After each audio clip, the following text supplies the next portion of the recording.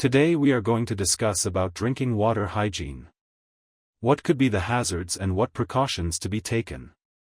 Hazard number 1. Contaminated drinking water. Use clean and treated water only. Hazard number 2. Dirty water storage containers.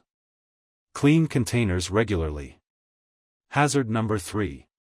Sharing unclean drinking cups. Use personal or disposable cups. Hazard number 4. Water exposed to dust and dirt. Keep water covered at all times. Hazard number 5. Poor hygiene near water area. Maintain cleanliness around drinking points.